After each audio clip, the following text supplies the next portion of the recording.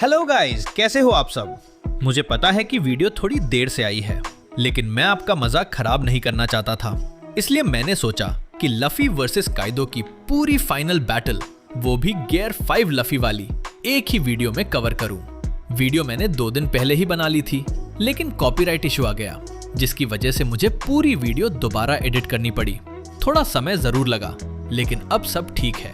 अब से वीडियो पहले की तरह रेगुलर स्पीड में आने लगेगी। और हाँ, आगे से मैं वीडियो को 1 से 2 दिन पहले मेंबर्स में डाल दिया करूंगा, ताकि कॉपीराइट चेक भी हो जाए और जो लोग जल्दी देखना चाहते हैं वे पहले देख सकें। आज का टारगेट है 1500 लाइक्स और 700 कमेंट्स का। अगर आप कोई और सीरीज देखना चाहते हैं तो कमेंट में जरूर बताइए, और अगर वीडियो अच्छी लगे तो आप सुपर चैट के जरिए सपोर्ट भी कर सकते हैं। तो चलिए शुरू करते हैं लफी बनाम काइदो की फाइनल बैटल। हॉकिंस को गुस्सा दिला दिया और उसने किलर पर अंधाधुन हमले करने शुरू कर दिए। सबको पता ही है कि उस टाइम पर हॉकिंस, किड और अपू ने मिलकर एक अलायंस बनाया था, लेकिन अपू तो पहले से ही काइडो का आदमी था। जहां एक तरफ किड ने बगावत करने का फैसला किया, वहीं हॉकिंस डर के मारे दुश्मन का पालतू कुत्ता बन गया। अब किलर अपने पैरों पर खड़ा हो गया और उसने पूछा, क्या होगा अगर तुझे कोई ऐसा डैमेज पड़े जिसे तू ट्रांसफर ही ना कर सके। अगले ही पल उसने बहुत तेजी से मूव किया। हॉकिंस ने भी काउंटर अटैक की तैयारी की, लेकिन रिजल्ट ये हुआ कि उसका बायां हाथ कटकर जमीन पर गिर गया। ऐसा इसलिए हुआ क्योंकि किड का तो बायां हाथ है ही नहीं। अब उस कटे हुए हाथ के अंदर से उसने अपने कैप्टन की स्ट्रॉ डॉल बाहर निकाल ली। तो अब इस डॉल के बिना तेरे पास और कितनी जिंदगियां बची हैं? जवाब था, एक भी नहीं। हॉकिंस को अपना कार्ड यूज करके डेथ गॉड स्ट्रॉ मैन को रिलीज कर दिया, लेकिन अब बिना किसी रुकावट के किलर एकदम किसी किलिंग मशीन या मॉन्स्टर की तरह लग रहा था। उसने एक झटके में उस स्ट्रॉ गॉड का सिर धड़ से अलग कर दिया। हॉकिंस ने बचने के लिए एक और कार्ड ड्रॉ किया, लेकिन किस्मत खराब, इस बार द टावर कार्ड निकल आया। अब कार्ड बदलने का कोई चांस ही नहीं था। बस इसी 1 सेकंड के डिस्ट्रैक्शन में उसकी गर्दन पर ब्लेड चल गया। वैसे उस द टावर कार्ड का मतलब होता है पुरानी चीजों का बर्बाद होना, और इसका हिडन मीनिंग है एक नया रास्ता खुलना। अब सीन शिफ्ट होता है परफॉर्मेंस फ्लोर पर। यहाँ सांजी की इस लोहे जैसी बॉडी को देखकर हर कोई एकदम शॉक में है। और सबसे बड़ी बात, ये बिना आर्मामेंट हाकी यूज किए हो रहा है। क्वीन ने बताया कि उसने कभी जज को ये कहते हुए सुना था कि वो इंसानों को exoskeleton, crazy healing power, super strength और बिना किसी इमोशन वाला एकदम ठंडा दिल देना चाहता है। यही रीजन है कि इसके बाकी भाई इतने बेरहम और रूखे हैं। ये सुनकर वो एकदम डर गया है कि कहीं वो भी वैसा ना बन जाए। वो खुद मरना पसंद करेगा, लेकिन ऐसा मॉन्स्टर कभी नहीं बनेगा। सामने से अटैक हो रहे हैं, लेकिन वो इस टाइम मेंटली बहुत कंफ्यूज्ड है। वो बस भागते भागते यही सोच रहा है कि क्या ये सब उस जर्मा रेड सूट को यूज करने का साइड इफेक्ट तो नहीं है। हाँ, एक और छोटा सा बैटलफील्ड भी है। कासल के अंदर एक जगह पर ड्रेक का आमना सामना अपू से हो गया है। यहाँ उसके साथ बहुत सारे नंबर्स हैं जो फुल नशे में धुत हैं। अपू सही गेस कर लिया है कि सामने वाला मरीन स्पाई है। हालांकि अपू को लगता है कि ये स्पाई इस लायक नहीं है, लेकिन दोनों मिलकर फायदा जरूर उठा सकते हैं। तो उसने प्रपोजल दिया कि जब तक लूफी का अलायंस और बीस्ट पायरेट्स आपस में लड़ कटकर एक दूसरे को खत्म नहीं कर देते, तब तक वेट करते हैं। जब दोनों पार्टीज की हालत खराब हो जाएगी, तब हम दोनों साथ मिलकर सब कुछ अपने कब्जे में ले लेंगे। उधर कासल के 2nd फ्लोर की सीढ़ियों के पास नामी और उसोप को गलती से किनेमॉन की बॉडी का निचला हिस्सा मिल गया है। अब ये मत पूछना कि बीच से कटने के बाद भी वो जिंदा कैसे है। सिंपल सी बात है, ये लॉ की डेविल फ्रूट पावर का कमाल है जो अभी तक काम कर रहा है। तो बस स्नाइपर बॉय ने उस कटे हुए हिस्से को अपने साथ लिया और वो सब बाकी अकाजाया 9 मेंबर्स को रेस्क्यू करने निकल पड़े। दूसरी तरफ जहां उसकी मेन बॉडी है वो अभी भी जिंदा है, लेकिन मुसीबत ये है कि कांजुरो भी अभी तक नहीं मरा है। और मेन ट्विस्ट तब आता है जब ओरोची का कॉल आ जाता है। उस कॉल के बाद इस धोखेबाज ने अपनी आखिरी सांस तक जोर लगाया और एक बहुत बड़ा आग का घोस्ट मॉन्स्टर बना दिया, और फिर फाइनली इसकी जान निकल गई। ये आग बहुत अजीब है, इस पर कोई भी नॉर्मल फिजिकल अटैक काम ही नहीं कर रहा है। और सबसे डेंजरस बात ये है कि उसके मरने के बाद भी उस फायर डीमन के अंदर अपने क्रिएटर की ही विल और नफरत बाकी है। अब चलते हैं बिग मॉम वाले मेन बैटलफील्ड की तरफ। लड़ते लड़ते किड ने अचानक लॉ से पूछा कि क्या उसकी पावर अवेकन हो चुकी है। सर्जन ऑफ डेथ ने मजाक में कहा, ऑब्वियसली हो चुकी है, बस दिक्कत ये है कि इसमें स्टैमिना बहुत ज्यादा खर्च होता है। इसके बाद किड ने लॉ से कहा कि वो उसे कवर दे, क्योंकि अब वो अपना अल्टीमेट अटैक यूज करने वाला है। चलिए अब जरा ओरोची की तरफ नजर डालते हैं। ये बेवकूफ आराम से अपनी नाक में उंगली डालते हुए पागलों की तरह हंस रहा है। इसका मेन टारगेट है कासल के सबसे नीचे बना हुआ आर्मरी। और कमाल की बात यह है कि उस फायर मॉन्स्टर का टारगेट भी एकदम सेम है। ये गद्दार शोगुन एक ही झटके में पूरे आइलैंड को उड़ाने का प्लान बना रहा है, इसलिए वो अब यहाँ से भागने के लिए अपने साथी फुकुरो कुजू को बुला रहा है। वापस बिग मॉम की तरफ आते हैं। उसने एक बार फिर से सामने वाले के बनाए हुए मेटल मॉन्स्टर को चकनाचूर कर दिया है, लेकिन इसी बीच हालांकि हाई एल्टीट्यूड लॉ को नजरअंदाज कर दिया गया। उसने हल्के से हाथ उठाया और तुरंत एक एनर्जी बॉल प्रकट हो गया। ये उसकी अवेकन एबिलिटी है। उसने इस एनर्जी को अपनी तलवार के ऊपर कोट कर लिया। अगले ही पल उसकी तलवार स्ट्रेच होकर एकदम लंबी हो गई और उसने सीधे उस बिग मॉम की बॉडी के आर पार छेद कर दिया। अब सिर्फ आर पार करने से तो उसे कोई डैमेज होने से रहा, लेकिन इस अवेकन पावर की खासियत ये है कि ये दुश्मन के शरीर के अंदर शॉक वेव्स जनरेट कर सकती है। Shock will release. ये अटैक एकदम सटीक बैठा और इससे बिग मॉम काफी भारी डैमेज पड़ा, लेकिन इसके साथ ही वो बुरी तरह ट्रिगर भी हो गई। अभी वो काउंटर अटैक कर ही पाती, किड ने भी अपनी अवेकन पावर रिलीज कर दी। उसने अपनी मैग्नेटिक पावर सीधे उसके शरीर पर ही लगा दी। अब इस पावर के इफेक्ट से वो खुद एक मैग्नेट बन चुकी थी। देखते ही देखते अनगिनत लोहे के हथियार, टुकड़े और यहाँ तक कि भारी भरकम स्टील की बीम्स भी उड़कर सीधे उससे जाकर चिपकने लगी। कुछ ही सेकंड्स में उसके शरीर पर कम से कम 3 मंजिल के बराबर भारी स्टील इकट्ठा हो गया था। लेकिन बड़ा सवाल ये है कि ये स्किल कितनी देर टिकेगी, और वही हुआ। वो बहुत जल्दी इस स्टील के पहाड़ से बाहर निकल आई, बल्कि उसने सारे स्टील को एक ही झटके में हवा में उड़ा दिया। अब उसका गुस्सा एकदम पीक पर पहुंच चुका है। उसने अपना खूंखार डायलॉग मारा, लाइफ और रेड बीन सूप। अब ये तो बहुत इजी चॉइस थी, लेकिन लफड़ा ये है कि सारा सूप तो पहले ही जमीन पर गिर चुका था। उसकी ये स्किल बहुत ही ओवर पावर्ड है। अगर आपके अंदर जरा सा भी डर है तो आपकी लाइफ स्पैन सीधे खींच ली जाएगी। उसने एक ही झटके में वहाँ मौजूद लोगों की सोल्स पकड़ ली और उन्हें हवा में उछाल दिया। अनगिनत सोल्स चारों तरफ फैल गईं। इससे सिर्फ प्रोमीथियस और बाकी 2 साथी ही रिकवर नहीं हुए, बल्कि वो सारे स्टील के टुकड़े भी जिंदा होकर होमीज बन गए। लास्ट में उसने अपनी खुद की 1 साल की लाइफ स्पैन खा ली। ऐसा करते ही उसे एक भयंकर पावर बूस्ट मिला। सिर्फ उसका साइज ही बड़ा नहीं हुआ, बल्कि उसके आसपास की हाकी भी एकदम खतरनाक लेवल पर पहुंच गई। ये तो सच में अपनी ही जान की बाजी लगाकर खेलने वाला ओपी प्लेयर है। अब एक नजर ड्रेक की तरफ भी डाल लेते हैं। उसने अपू का प्रपोजल साफ रिजेक्ट कर दिया है। उसने तय कर लिया है कि वो लूफी के साथ किया हुआ अपना प्रॉमिस निभाएगा और इस गद्दार को खत्म करेगा। उन दोनों के बीच फिर से भयंकर क्लैश शुरू हो गया है। इस बीच ड्रेक ने सामने वाले की पावर की वीकनेस एनालाइज कर ली है। ये वीकनेस बहुत सिंपल है। उसका अटैक तभी काम करता है जब आप उसे सुन सको, और वो निशाना तब लगाता है जब आप उसकी नजर के सामने हो। ठीक इसी टाइम पर यमातो की वहाँ एकदम से एंट्री होती है। उसे देखते ही अपू उसके साथ टीम अप करने की सोचने लगता है, लेकिन उसके पास इन फालतू चीजों के लिए टाइम कहाँ है। तो बस वो गद्दार और उसके साथ वो नंबर्स भी उसके पीछे भागने लगते हैं। और अब आते हैं इधर। पिछले 2-3 एपिसोड से सांजी इन्हीं सब बातों में उलझा हुआ है। अभी तक उसे कुछ समझ नहीं आ रहा है। तभी वो एक छोटी सी खूबसूरत लड़की से टकराता है। वो लड़की असल में फ्लावर कैपिटल से लाई गई एक डांसर है। उसने मदद के लिए रिक्वेस्ट की, लेकिन अपने कुक का तो अभी CPU ही बर्न आउट हो रखा है यार। उसके पास उस लड़की पर ध्यान देने का बिल्कुल टाइम नहीं है। इसी बीच उसके दिमाग में अचानक जज का चेहरा फ्लैश होता है। फ्रस्ट्रेशन में आकर वो बस अपना हाथ झटक देता है। जब वो होश में आता है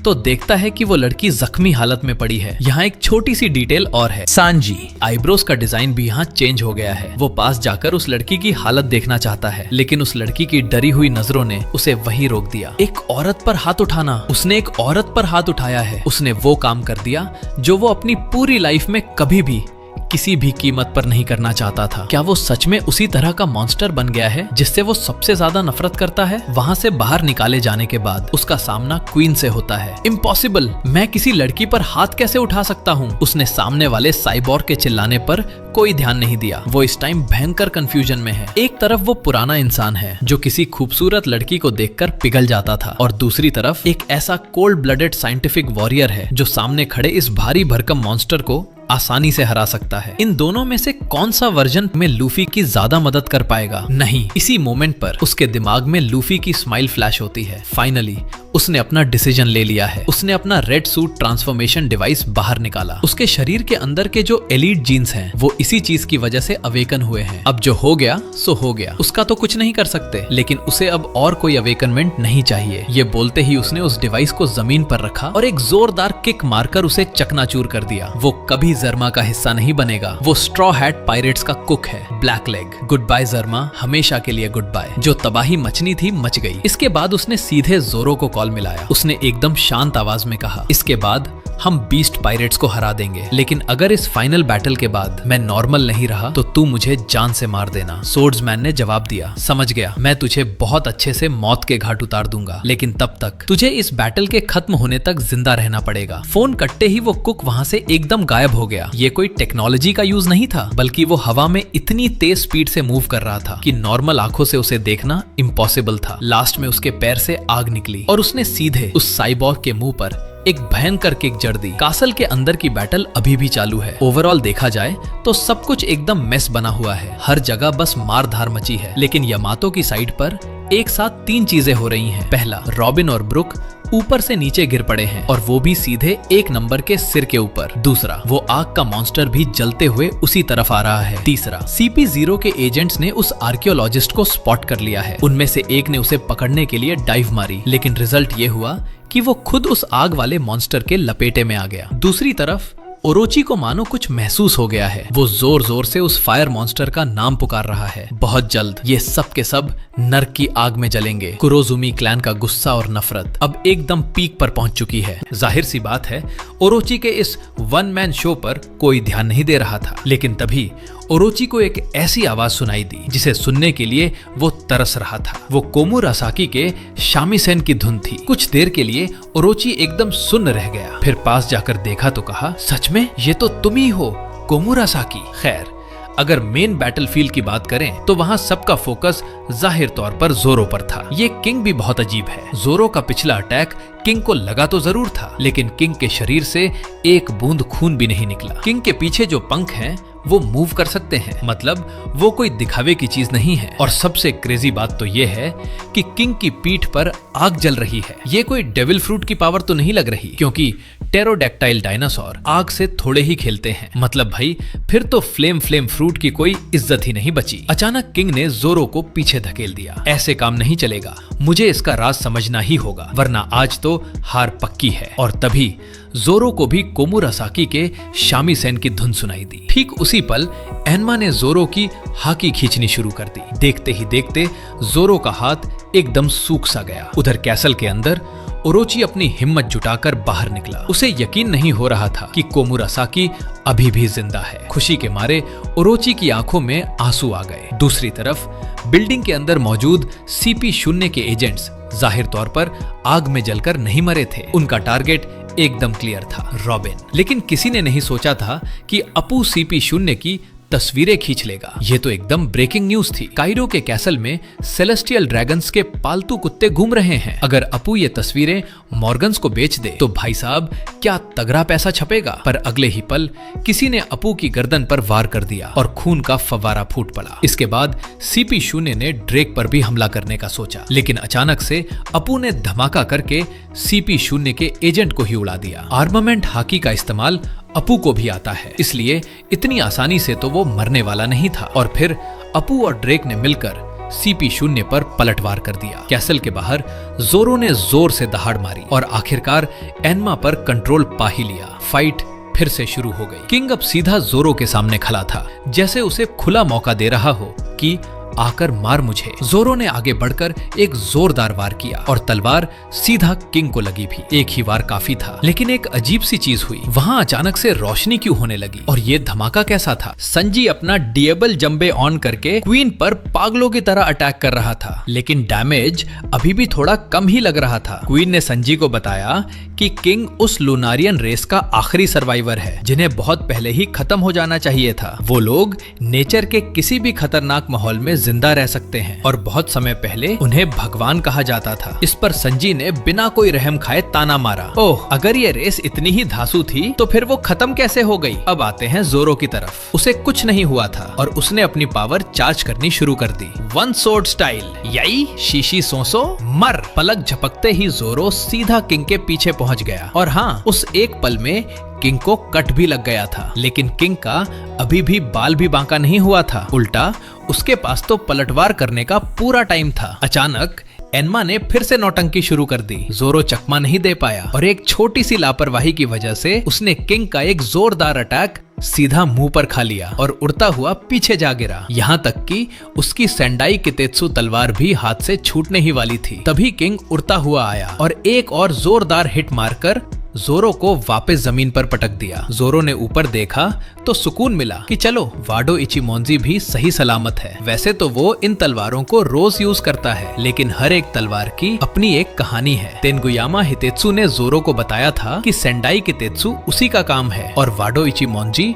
और एनमा ये दोनों असल में एक ही इंसान के हाथों बनी है। उस इंसान का नाम था शिमोत्सुकी कोजाबुरो। अब सवाल ये है कि वानो की तलवारें ईस्ट ब्लू के बॉर्डर पर कैसे पहुंची? तो भाई कहानी कुछ ऐसी है। याद है जब जोरो पहले तलवारबाजी सिखाते वक्त अनजाने में एक शब्द बोल पड़ा था, सुनाची। ये शब्द असल में उसने अपने गांव के एक बूढ़े आदमी से सीखा था, जिसे हमेशा मछली पकड़ना पसंद था। समुद्र के किनारे 13 साल पहले ईस्ट ब्लू के इशिनडोजो में जोरो के होम टाउन का नाम ही शिमोत्सुकी विलेज है। इस नाम से ही काफी कुछ क्लियर हो जाता है। बचपन से ही जोरो क्वीना के सामने टिक नहीं पाता था। बाद में समुद्र किनारे मिलने वाले उस बूढ़े आदमी को जोरो काफी पसंद आ गया, तो उसने उसे 2 बिना धार वाली ट्रेनिंग तलवारें दे दी। बूढ़े ने यह भी कहा कि हर तलवार का अपना एक अलग मिजाज होता है। जो इंसान तलवार को अपने इशारों पर नचा सके वही असली तलवारबाज है। उस बूढ़े ने आगे कहा कि बहुत से लोग शापित तलवार और न जाने क्या क्या बातें बनाते हैं। इसका सीधा सा मतलब ये है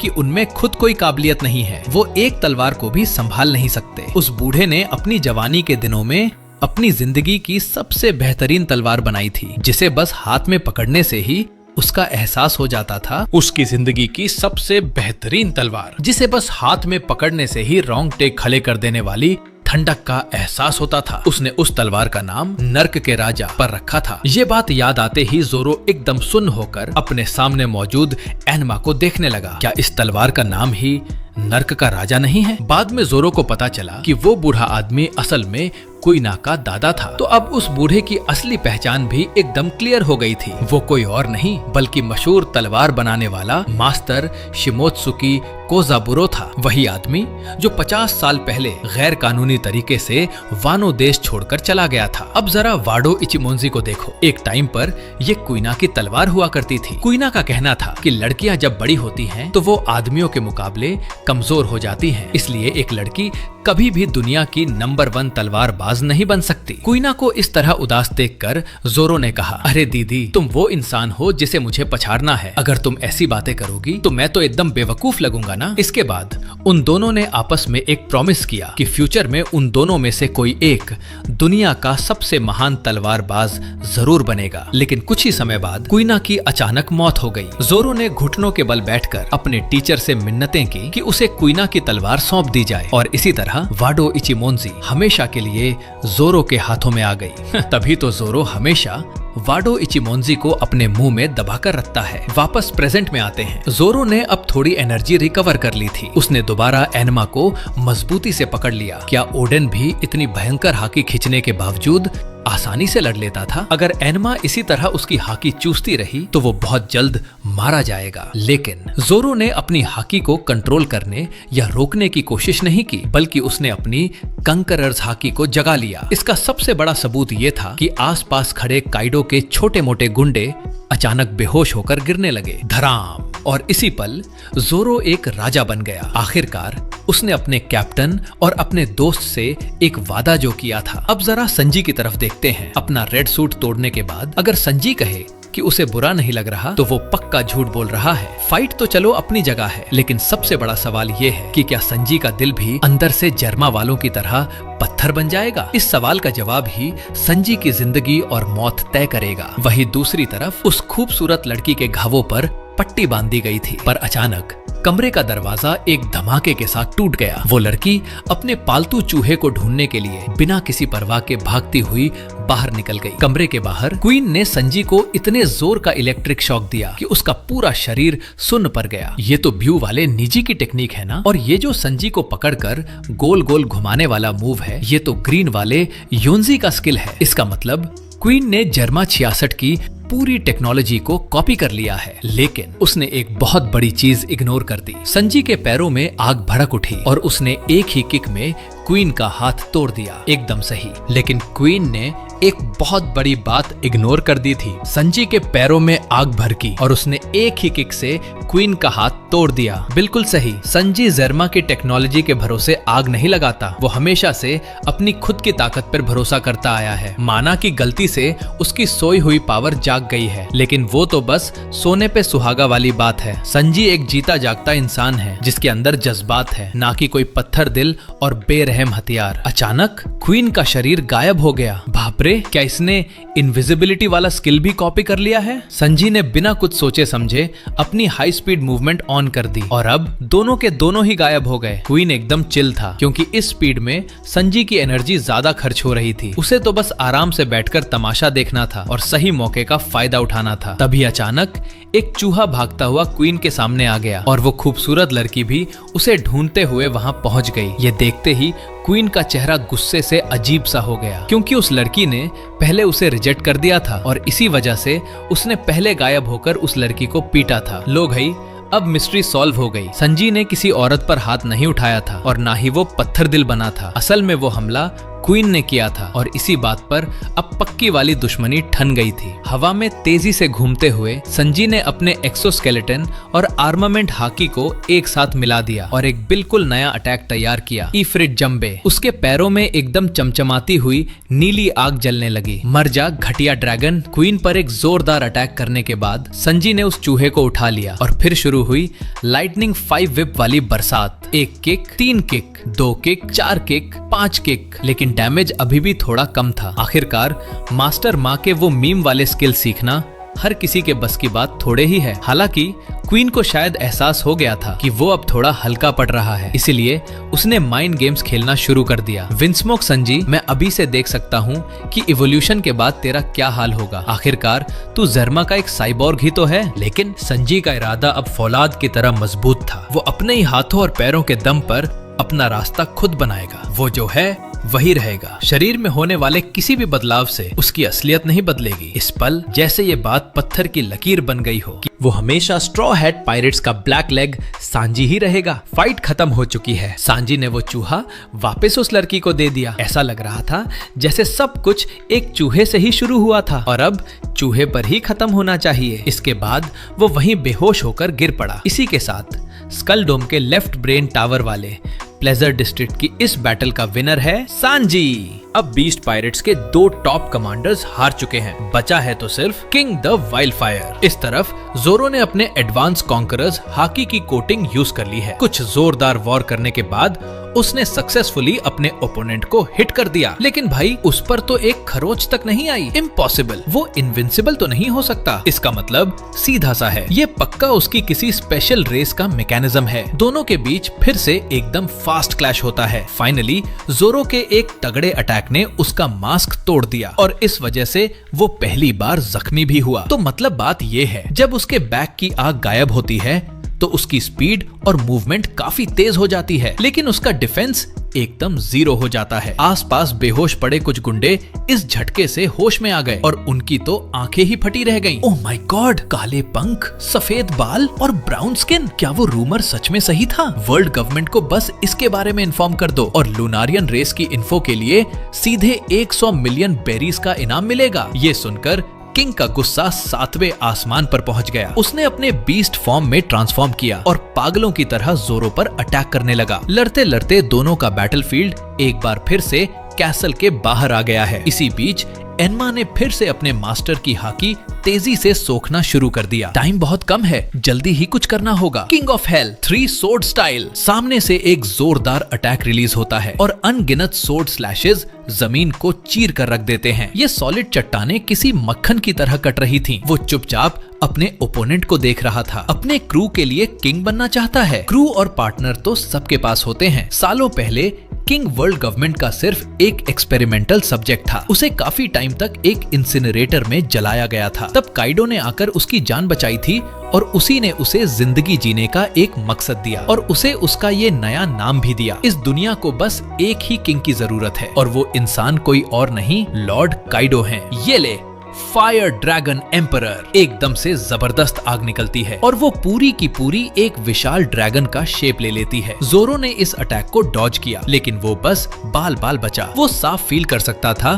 कि उस आग का टेम्परेचर मैग्मा से भी ज्यादा हॉट था। सिर्फ इतना ही नहीं, उसने अपनी तीनों तलवारों का यूज करके बहुत मुश्किल से उस अटैक को ब्लॉक किया। एंड में दोनों एक दूसरे की हाकी के तगड़े इम्पैक्ट से पीछे खिसक गए। अगले ही पल स्वॉर्ड्समैन के आसपास बहुत सारी आग की लपटें आ गईं। ओपोनेंट की स्पीड अब और भी ज्यादा फास्ट हो चुकी थी, लेकिन यही तो जोरो का चांस था। उसने एकदम सही टाइमिंग देखी और अपनी तलवार से सीधा अटैक कर दिया। सामने वाला पीछे की तरफ छिटक गया और इसी अटैक के प्रेशर से उसके बैक पर वो आग वापस आ गई। बहुत टाइम निकल चुका है, अब इस फाइट को और नहीं खींचा जा सकता। और सामने वाले के दिमाग में भी एकदम यही चल रहा था। वो हवा में उड़ गया और उसके चारों तरफ आग की 2 रिंग्स एकदम फुल स्पीड में घूमने लगी। अब अगर बायोलॉजिकल एंगल से देखें तो जोरो के लिए किंग को हराना एब्सोल्युटली इम्पॉसिबल है। लेकिन यार यही तो वो बात है जो जोरो को सबसे ज्यादा बेकार लगती है। हवा में उड़ते हुए किंग ने एक बार फिर अपना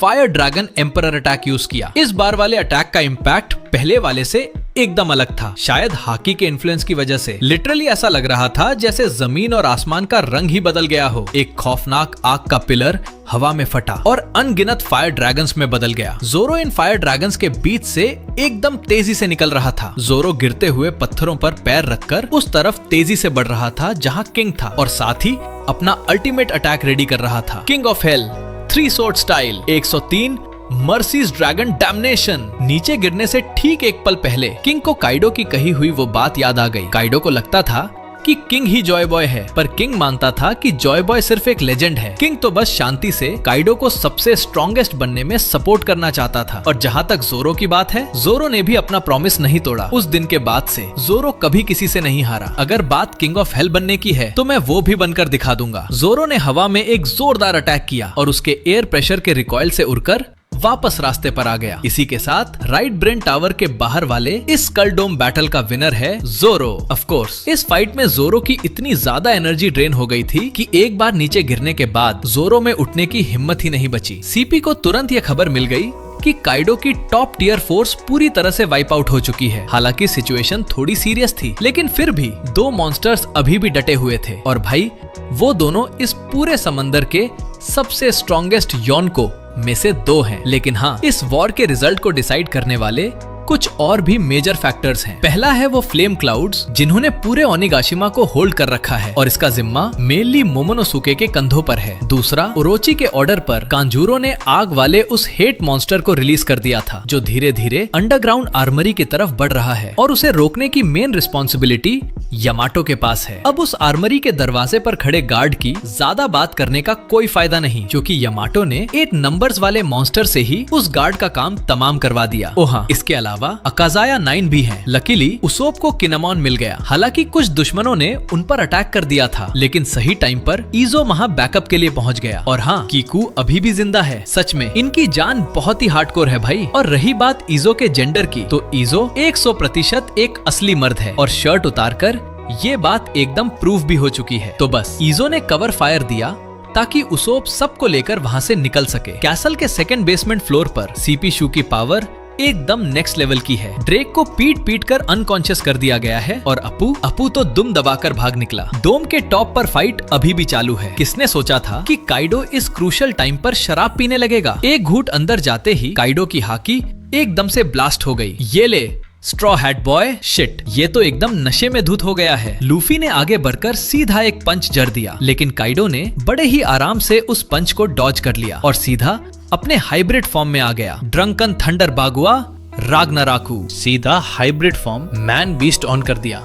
ड्रंकन थंडर बागुआ राग्नाराकू, और धराम से काइडो ने अपना क्लब सीधा लूफी के सिर पे दे मारा। लूफी का लुक देखो, एक ही हिट में लूफी की हालत एकदम टाइट हो गई है। नशे में धुत काइडो एकदम नेक्स्ट लेवल पे है, लेकिन लूफी ने हार नहीं मानी। वापस जंप करके लूफी फिर से काइडो के सामने सीना तान के खड़ा हो गया। दोनों की पावर एकदम बराबर की लग रही है। शराब पीने के बाद गुस्सा तो आता ही है, इसलिए काइडो ने सीधा मुंह से भयंकर आग उगल दी। लूफी ने इस अटैक को डॉज कर लिया और फिर अपने जोरदार अटैक से काइडो को पीटना शुरू कर दिया। फाइट एक बार फिर से बराबरी पे आ गई है। इसी बीच रेड लाइन के ऊपर होली लैंड मैरिजुआ में गोरोसेई की मीटिंग चल रही है। इस साल की रेवरी जैसे शापित ही थी। 7 वॉरलॉर्ड्स का सिस्टम पूरी तरह से खत्म कर दिया गया है। अलाबास्ता में भी बहुत सारे इंसिडेंट्स हो गए हैं और तो और रेवोल्यूशनरी आर्मी मैरिजुआ में घुसपैठ कर चुकी है और इन सब में सबसे अर्जेंट मैटर है वानो कंट्री की जंग। अभी के अभी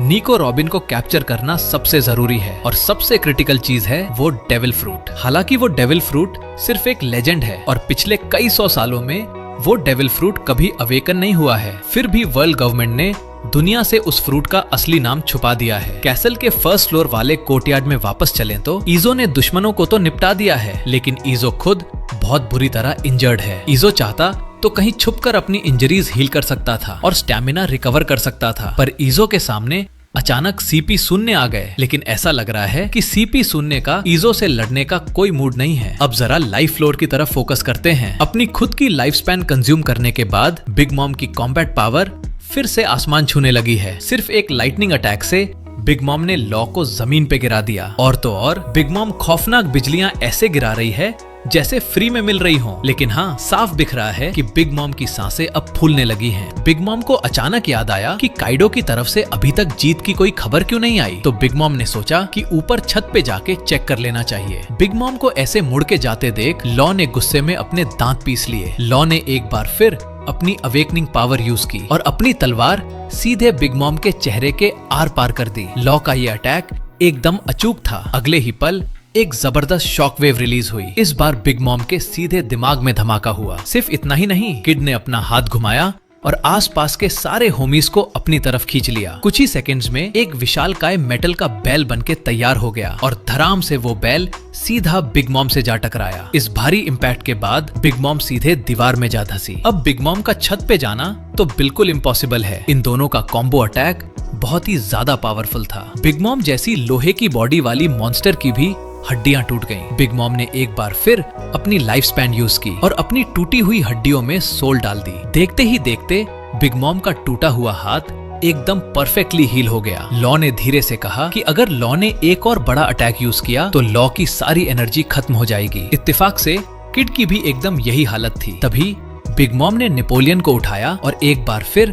प्रोमीथियस और हेरा को कंबाइन कर दिया। मेजर सेबर, ये लो। एक ही शॉर्ट स्लैश में डेमोनिक बुल सीधा 2 टुकड़ों में कट जाता है। लेकिन पिक्चर अभी बाकी है मेरे भाई। बिग मॉम अपना अगला अटैक करने ही वाली होती है कि तभी अचानक से उसे एस पोल की मैग्नेटिक पावर दे दी जाती है और सामने वाली दीवार को एन पोल का मैग्नेट बना दिया जाता है और बूम, वो सीधा जाकर दीवार से चिपक जाती है। हे, अभी कहानी खत्म नहीं हुई है। उस बुल का कटा हुआ सिर पीछे से वापस घूम कर आ जाता है, पर कोई टेंशन वाली बात नहीं। वो बुढ़िया सीधा पूरी बिल्डिंग ही उखाड़ फेंकती है और बुल की तरफ अपनी पीठ कर लेती है। अब यहाँ से सीन काफी मजेदार हो जाता है। किड अब क्लोज कॉम्बैट खेलने लगता है। वो उसके पैरों के नीचे से घुसकर ऐसा वॉर करता है कि उसे घुटनों पर ला देता है और फिर तुरंत ही हर तरह का कबाड़ और मेटल उस पर फेंकना शुरू कर देता है। सामने वाले पर इतने वार होते हैं कि उसे डिफेंस का मौका ही नहीं मिलता। ठीक इसी टाइम लॉ वहां टेलीपोर्ट होकर आता है और उसके भारी भरकम शरीर पर एक जोरदार कट लगाता है। फिर एक बार अपना अवेकनिंग मोड ऑन करता है। उसकी बड़ी सी तलवार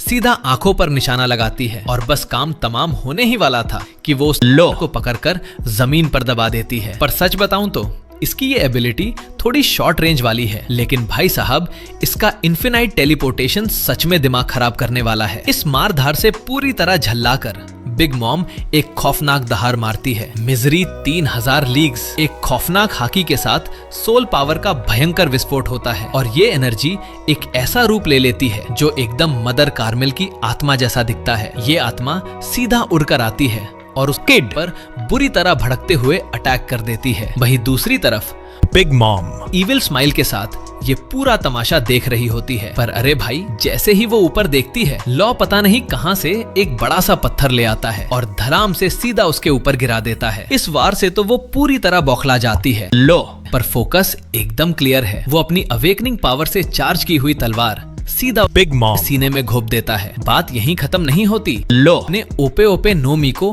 फुल पावर पर एक्टिवेट करता है। वो विशालकाय तलवार तेजी से पूरे उनिगाशिमा आइलैंड के आर पार हो जाती है और एकदम सीधा नीचे जमीन की तरफ बढ़ती जाती है। बिग मॉम अपने हाथों पर आर्मामेंट हाकी चढ़ाती है और अपने मुक्कों से लो के चेहरे पर ताबड़तोड़ वार करने लगती है, लेकिन वो कहता है कि इतना काफी नहीं है। और ठीक उस पॉइंट पर जब वो मार खाते खाते अधमरा होने ही वाला होता है, तलवार फाइनली अपनी सही जगह पर पहुंच जाती है, पंक्चर विले, और वो अपना अटैक कर देता है। इसका असर सिर्फ उस पर ही नहीं होता, बल्कि ये पूरा आइलैंड और उसके नीचे की जमीन भी इस तबाही से बच नहीं पाती। वहां सीधा एक ऐसा गहरा गड्ढा बन जाता है जिसका कोई अंत ही नहीं दिखता। इस अटैक के बाद लॉ की एनर्जी एकदम जीरो हो चुकी है, पर बिग मॉम भी अब बुरी तरह घायल है और उस गड्ढे में गिरने ही वाली थी। वो तुरंत अपनी मिजरी को ऑर्डर देती है कि जाकर उस लड़के को खत्म कर दे, लेकिन ये सब तो सिर्फ किड के लिए एक चांस बनाने की चाल थी। किड न जाने कब उड़कर हवा में आ चुका है और अपने हाथों से एक सुपर रेलगन तैयार कर ली है। एकदम खौफनाक move. Energy beam full power पर फायर होता है। अब आर या पार, जिंदगी और मौत का फैसला इसी आखिरी पल में होना है। लेकिन भाई बिग मॉम भी तो एक योंको है। सिर्फ अपनी फिजिकल बॉडी के दम पर ही उसने इतना भयंकर अटैक झेल लिया, और वो कहती भी है, तुम लौंडे सच में काफी सही हो जो तुमने मेरी ये हालत कर दी, पर तुम लोग मुझे फाइनल ब्लो नहीं दे सकते। उसकी ये बात एकदम सही भी थी, क्योंकि उसने अपना सोल फोकस एबिलिटी एक्टिवेट कर दी है, लाइफ या स्लेव। इसका सीधा मतलब है या तो अपनी जान दे दो या फिर उसकी गुलामी करो। जैसा कि हमने पहले भी बताया था, इस एबिलिटी के सामने डरना बिल्कुल मना है। अगर तुम जरा सा भी डरे तो तुम्हारी उम्र खींच ली जाएगी। वहाँ खड़े जो आम सैनिक है ना, उनका सोल पहले ही खींचना शुरू हो गया है। तभी लॉ वहां चलकर आता है। उन दोनों के चेहरे पर डर का नामो निशान तक नहीं। इस बुढ़िया को तो इतना कूट दिया है, अब और क्या डरना है भाई। लॉ ने अपनी थोड़ी स्टेमिना रिकवर कर ली है और उसके हाथों में एक एनर्जी बॉल आ गई है। ये उसने कोराजोन की याद में इन्वेंट किया था। इसका नाम है साइलेंट। ये एक सर्टेन रेंज के अंदर की सारी आवाजों को पूरी तरह से मिटा सकता है। अब उसकी आवाज किसी को सुनाई नहीं देगी और उसकी सोल फोकस एबिलिटी भी अब काम नहीं करेगी। किड ने अपनी रेलगन की पावर और बढ़ा दी है और दूसरी तरफ लो भी मजे मजे में उस मिजरी को काट डाला है। वो बुढ़िया अभी भी हार मानने को तैयार नहीं है। प्रोमीथियस, हेरा, तुम सब कहाँ हो? मेरी आवाज क्यों नहीं निकल रही? वो गिरते गिरते आर्मरी तक पहुंच चुकी है। वो कुछ पकड़ने की कोशिश करती है, लेकिन गलती से एक जमे हुए बम से टकरा जाती है। बम ब्लास्ट हो जाता है, जिससे आइलैंड के बेस का एक हिस्सा उड़ जाता है और वो आग वाला मॉन्स्टर भी वहां से उड़ जाता है। बिग मॉम धीरे धीरे आइलैंड से नीचे गिरने लगती है। वो अपने होमीज को मदद के लिए बुलाती है, लेकिन उस साइलेंट स्पेस की वजह से उसकी आवाज बाहर जा ही नहीं पाती। अब उसके शरीर में हिलने तक की ताकत नहीं बची है। तभी अचानक उसे पायरेट किंग रोजर की याद आती है। वो अपने मन में उससे पूछती है, तुमने मरने से पहले वन पीस का सच क्यों नहीं बता दिया और बेवजह इस ग्रेट पायरेट एरा की शुरुआत कर दी, जिसकी वजह से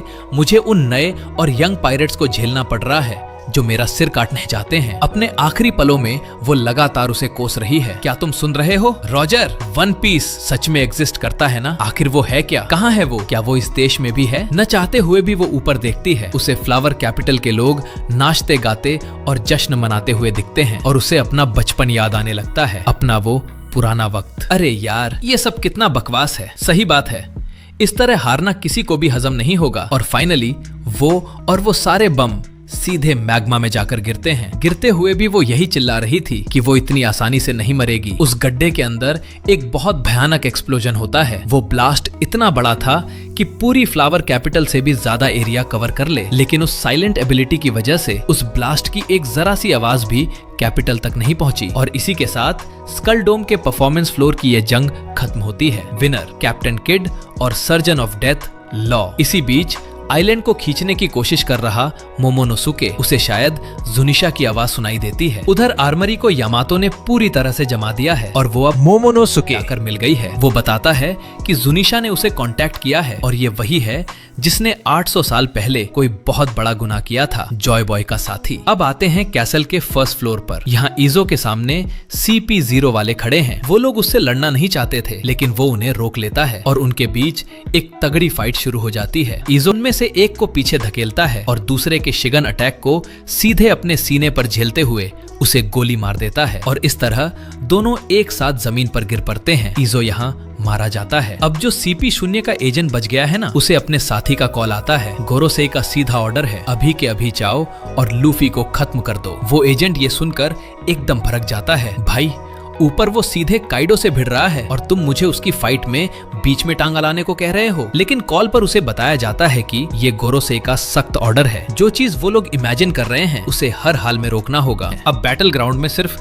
2 ही जगहें बची हैं। एक तरफ लूफी की फाइट चल रही है और दूसरी तरफ ओरोची का सीन है। अब जाकर ओरोची को फाइनली होश आता है। ये तो मर चुकी थी ना, तो ये अभी भी शामीसेन कैसे बजा रही है? इस धुन में हर तरफ एक अजीब सी किलिंग इंटेंट महसूस हो रही है। ओरोची डर के मारे पीछे खिसकने लगता है। तभी ऊपर से गिरती हुई छत के मलबे के नीचे वो दब जाता है। तभी वो लड़की धीरे से खड़ी होती है, अपने कपड़ों के अंदर से एक कील निकालती है और उसे पूरी ताकत से जमीन में गाड़ देती है। अब जरा वापस स्कल डोम की छत पर चलते हैं। काइडो को बिग मॉम की हार का एहसास हो गया है। आखिर वो दोनों पुराने क्रूमेट्स जो रह चुके हैं। ये महसूस होते ही काइडो सच में फूट फूट कर रोने लगता है और लूफी इसी बात का फायदा उठाता है। एकदम सही टाइमिंग देखकर वो अपना gear 4 snake man mode on कर लेता है। वापस नीचे वाले सीन पर आते हैं। उसने अभी जो कील गाड़ी थी ना, वो सी प्रिज्म स्टोन की बनी हुई थी और फिर वो दोबारा अपना शामीसेन बजाने लगती है। बजाते बजाते वो कहती है, कितनी अजीब बात है ना ओरोची, तुम्हारी जो सबसे फेवरेट धुन है वो मेरे पिता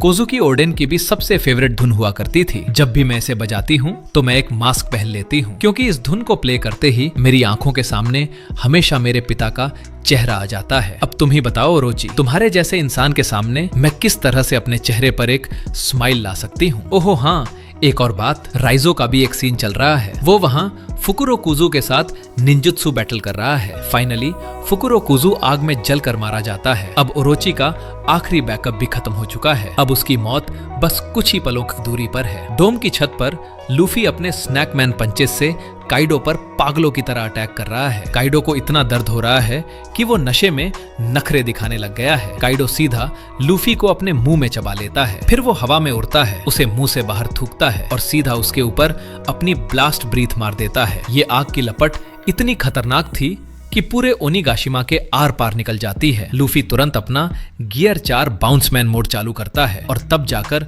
वापस ऊपर उड़ पाता है। अब सिचुएशन बहुत ही ज्यादा क्रिटिकल हो चुकी है। लूफी अपनी हाकी की लिमिट बहुत पहले ही क्रॉस कर चुका है। ये उसका बिल्कुल आखिरी दाव है। अगर इस बार भी वो काइडो को नहीं हरा पाया तो फिर गेम ओवर समझो। लूफी हवा में उड़ते हुए अपनी पूरी हाकी एक जगह इकट्ठा करता है। उसका दाहिना हाथ पल भर में विशाल हो जाता है और वो अपनी पूरी जान लगाकर एक जोरदार मुक्का मारता है। इस अटैक की स्पीड इतनी तेज थी कि इसने काइडो को अपनी ब्लास्ट ब्रीथ मारने तक का चांस नहीं दिया और एक ही मुक्के में उसे जमीन पर दे मारा। इसी मोमेंटम के साथ लूफी दोबारा धुएं के बीच गिरे हुए काइडो की तरफ डैश करता है, पर किसी ने सोचा भी नहीं था कि काइडो का थंडर बगुआ अटैक पहले ही रेडी हो चुका था। लूफी को फिर से एक जोरदार गदा पड़ता है। एक छोटी सी पहाड़ी को चकनाचूर करते हुए जब वो गिरता है तो अचानक से उसके शरीर की हवा निकलने लगती है। खुद को तुरंत संभालते हुए लूफी अपनी बची खुची हवा को अंदर रोकता है और हिम्मत करके फिर से खड़ा हो जाता है। वो दोबारा हाकी का इस्तेमाल करता है, तेजी से काइडो की तरफ उड़ता है और साथ ही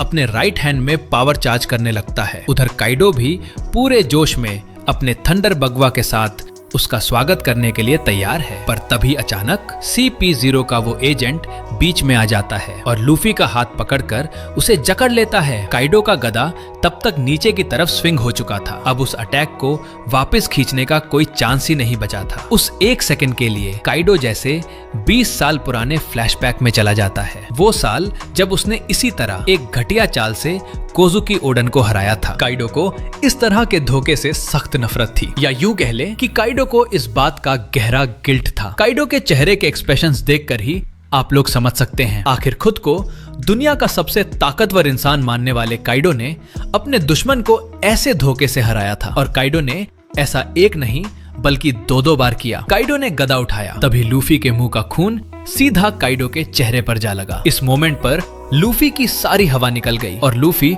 पूरी तरह से निढाल हो गया। गियर 4 मोड भी अब खत्म हो चुका था। ऐसा लग रहा था जैसे लूफी के होश भी उड़ चुके हैं। तभी बैकग्राउंड में नरेटर की आवाज गूंजती है, रूफटॉप बैटल का विनर, बीस्ट पायरेट्स का कैप्टन काइडो। लेकिन काइडो के चेहरे पर खुशी का कोई नामो निशान नहीं था। काइडो गुस्से से इतना पागल हो रहा था कि काइडो की नसें फटने को तैयार थी। भयानक कॉन्करर्स हाकी और आर्मामेंट हाकी से लिपटे हुए गदे से काइडो ने सीधा CP0 के एजेंट पर एक जोरदार अटैक किया। उस एजेंट की ऐसी बुरी हालत हुई कि उसका नामो निशान तक मिट गया। फिर भी काइडो का गुस्सा शांत नहीं हुआ। काइडो को लग रहा था कि यार इस फाइट का तो पूरा मजा ही किरकिरा हो गया। इसके बाद काइडो ड्रैगन फॉर्म में बदल गया और सीधा लाइव फ्लोर पर जाकर सबको बता दिया कि लूफी मर चुका है। जाहिर सी बात है, सब लोग अंदर से टूट गए थे, लेकिन कोई भी इस खबर पर यकीन करने को तैयार नहीं था। और उधर दूसरी तरफ लूफी की क्या स्थिति थी? अचानक से एक हल्की सी हवा का झोंका आया। एक आवाज सुनाई दी, जैसे कोई दिल धड़क रहा हो या फिर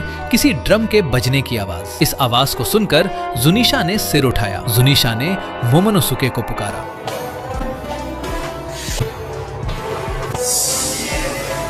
लूफी की हालत इस वक्त बहुत ही अजीब थी। लूफी की धड़कनें सिर्फ ड्रम की तरह ही नहीं बज रही थी, बल्कि लूफी के बालों का रंग भी पूरी तरह से बदल गया था। जुनिशा बहुत एक्साइटेड था। ये ड्रम ऑफ लिबरेशन की आवाज है, जॉय बॉय लौट आया है। और तभी लूफी जोर जोर से और खुशी से हंसने लगा, जैसे अचानक से सब कुछ एकदम मजेदार हो गया हो। हाकी के रिलीज होने के साथ ही वहां मौजूद हर इंसान ने उस भयानक लेकिन खुशियों से भरी हुई वाइब को महसूस किया। इसी बीच सीन कट होता है और हम गोरोसेई की मीटिंग देखते हैं। CP के एक टॉप एजेंट को खोना और साथ ही ताइडो को भड़का देना, क्या इस चीज की कीमत कुछ ज्यादा ही नहीं चुकानी पड़ी? नहीं, शायद इस आखिरी खतरे को जड़ से खत्म करने का यही सबसे बेस्ट तरीका था। रबर फ्रूट वर्ल्ड गवर्नमेंट हर दौर में इस डेविल फ्रूट को हासिल करने की कोशिश करती आई है, लेकिन ऐसा लगता है जैसे इस फ्रूट की खुद की अपनी एक मर्जी है, जिससे ये फ्रूट हर बार वर्ल्ड गवर्नमेंट के हाथ से फिसल जाता है। असल में इस फ्रूट के अंदर एक भगवान की चेतना बसी हुई है और इस फ्रूट का असली नाम जोअन टाइप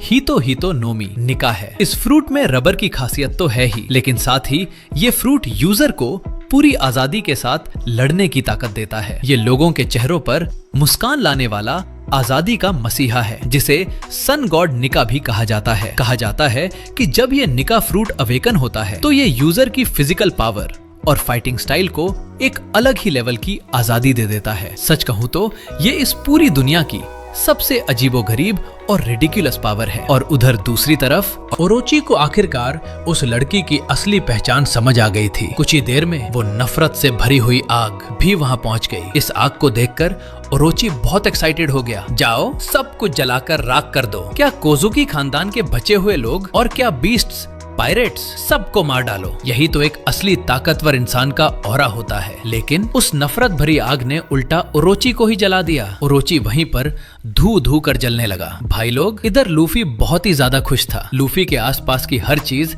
ऐसे लग रही थी जैसे रबर में बदल गई हो। लूफी मजे से वहाँ कूद रहा था और खेल रहा था। लूफी ने हंसते हुए एक फूंक मारी और लूफी का हाथ पलक झपकते ही बहुत विशाल हो गया। इस बड़े से हाथ ने एक ही झटके में लाइव फ्लोर पर खड़े काइडो को पकड़ लिया और बस हल्के से ऊपर की तरफ खींचा। काइडो की इतनी बड़ी बॉडी को लूफी ने मानो यूं ही हवा में उठा लिया। इसके तुरंत बाद लूफी ने एक मस्कुलर रूप लिया और काइडो को धड़ाधड़ पीटने लगा। कसम से ये नजारा एकदम टॉम एंड जेरी जैसा लग रहा था। लूफी जोर जोर से हा हा करके हंस रहा था और साथ ही काइडो को पकड़कर जमीन पर बुरी तरह पटक रहा था। जब काइडो को थोड़ा होश आया तो काइडो ने अपने मुंह में बोरो ब्रेथ चार्ज करना शुरू किया। इसे देखकर लूफी की आंखें सचमुच बाहर निकल आईं। लूफी ने तुरंत काउंटर अटैक किया। किसी ने सपने में भी नहीं सोचा था कि लूफी जमीन को ही रबर बनाकर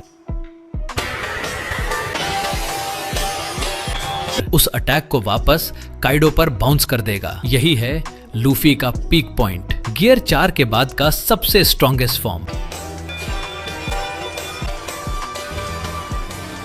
काइडो भी इस वक्त बहुत खुश था। आखिरकार अब काइडो को यह गिल्ट नहीं था कि काइडो ने धोखे से फाइट जीती है। अब काइडो सामने खड़े इस लड़के को एकदम फेयर एंड स्क्वायर तरीके से हरा सकता था। लेकिन काइडो के दिमाग में अभी भी बहुत सारे सवाल घूम रहे थे। लूफी अपने आसपास की चीजों को बदल सकता है, जो साफ साफ पैरामीशिया अवेकनिंग की पावर है। लेकिन लूफी का यह रूप जो किसी हाइब्रिड जैसा दिख रहा है, क्या वो तो सिर्फ जोन टाइप की खासियत नहीं होती? खैर, फाइट के बीच में इतना दिमाग कौन लगाता है? काइडो ने एक बार फिर लूफी को अपने मुंह में चबाने के लिए पकड़ लिया, लेकिन काइडो ने सोचा भी नहीं था कि लूफी में इतनी ताकत होगी कि लूफी खुद काइडो का मुंह खोल दे। हड़बड़ाहट में काइडो ने लूफी को सीधा निगल लिया। इधर लूफी तो खुशी से पागल हो रहा था। बड़े भाई, तुमने पक्का जर्नी टू द वेस्ट नहीं देखी है ना? और बस लूफी ने काइडो के पेट के अंदर ही बवाल काटना शुरू कर दिया। लूफी ने खुद को फुलाकर एक गुब्बारे जैसा बना लिया। काइडो का पेट अचानक से ऐसा फूल गया जैसे काइडो प्रेग्नेंट हो गया हो। आखिर लूफी की पावर दुश्मन की बॉडी को भी रबर में कैसे बदल सकती है? ये पावर तो सच में आउट ऑफ सिलेबस है भाई। हंसते हंसते लूफी को 2 लाइट की किरणें दिखाई दी। लूफी ने सीधा अपने हाथ उस तरफ बढ़ा दिए। किसने सोचा था कि लूफी के हाथ सीधा काइडो की आंखों के अंदर से बाहर निकल आएंगे। रबर की बाउंसिंग पावर का इस्तेमाल करके लूफी सीधा काइडो के मुंह से बाहर निकल आया। और हैरानी की बात तो ये थी कि काइडो की आंखों को कुछ भी नहीं हुआ था। फिर लूफी उछलकर बादलों में चला गया। थोड़ी ही देर में लूफी एक सुपर जायंट में बदल गया और काइडो को पकड़कर हवा में ही स्किपिंग रोप यानी रस्सी कूदने लगा। भाई, ये तो देखा ही नहीं जा रहा। ये फाइट कहाँ से लग रही है? ये तो सीधा सीधा मजाक चल रहा है। अब काइडो पूरी तरह से बौखला गया था। काइडो ने एक और बोरो ब्रेथ दागी। लूफी इस अटैक से उड़ तो गया, लेकिन लूफी को खरोंच तक नहीं आई। लूफी ने हवा में ही दौड़ना शुरू कर दिया और कुछ ही सेकंड में वापस ओनिगाशिमा पहुंच गया। इधर काइडो फिर से अपने हाइब्रिड मोड में आ चुका था। कोसांजे राग्नारोक। काइडो के इस भयानक गधे के वार ने तो लूफी का सिर ही जमीन में धंसा दिया। ये शक्ल देखकर तो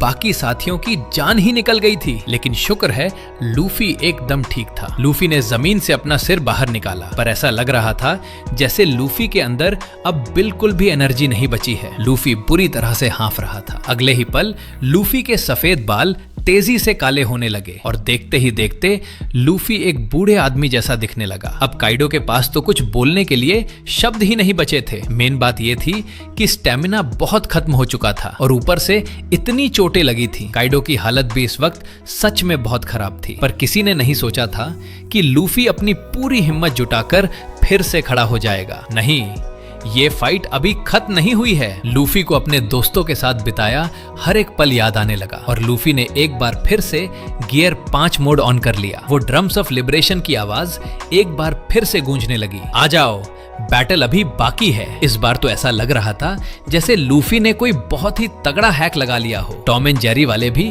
इतना भयंकर एनिमेशन नहीं बनाते होंगे। पूरा का पूरा बैटलफील्ड लूफी के लिए एक अम्यूजमेंट पार्क बन गया था। आसपास का सारा एनवायरनमेंट पूरी तरह से बाउंस करने वाले रबर मोड में बदल गया। लूफी ने जमीन को उठाया और जमीन के उसी बाउंस का इस्तेमाल करके तेजी से आगे बढ़ा। फिर एक जोरदार पंच मारकर काइडो की हालत खराब कर दी। इसके बाद लूफी एक पत्थर पर कूदा, खुद को सेट किया, अपनी बॉडी को सुपर कंप्रेस किया और फिर बूम की आवाज के साथ हवा में उड़ गया और आखिरी तगड़ा मुक्का सीधा काइडो के मुंह पर दे मारा।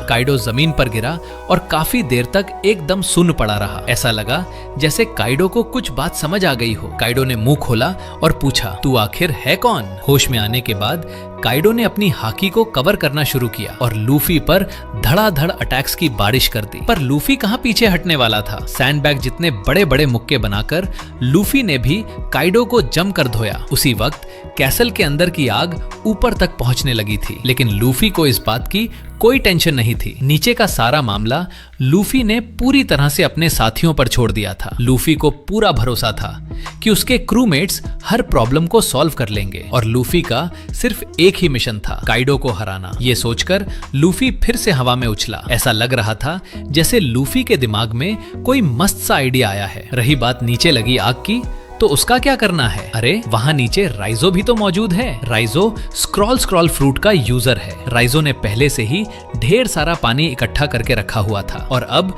उस पानी का इस्तेमाल करने का एकदम सही टाइम था। और ऊपर से जिम्बे जैसा फिशमैन भी वहां था। देखते ही देखते पानी का वो सैलाब पूरे कैसल में फैल गया। अब वापस रूफ टॉप पर आते हैं। वहां लूफी ने सीधा आसमान से कड़कती हुई बिजली को ही अपने हाथ में पकड़ लिया था और धराम से उसे सीधा काइडो की तरफ फेंक दिया। ये देखकर तो काइडो की बोलती ही बंद हो गई। हालांकि काइडो ने उस अटैक से खुद को बचा लिया, पर किसी ने नहीं सोचा था कि एक और भयंकर बिजली वहां गिरेगी। लेकिन इस बार उस बिजली का टारगेट काइडो नहीं था। लूफी ने तो सच में बिजली तक को रबर की तरह बना दिया था। उसी बिजली के बाउंस का इस्तेमाल करके लूफी ने हवा में ही काइडो को दिखा दिया कि असली लाइटनिंग 5 कॉम्बो विप क्या होती है। इसके तुरंत बाद दोनों के बीच एकदम खूंखार और तेज क्लोज कॉम्बैट शुरू हो गया। दोनों एक दूसरे को बराबर की टक्कर दे रहे थे। लूफी की ये पावर तो सच में हदों को पार कर चुकी थी। लूफी मार खाकर आसमान में उड़ गया, लेकिन लूफी ने उस फोर्स का इस्तेमाल किया और लूफी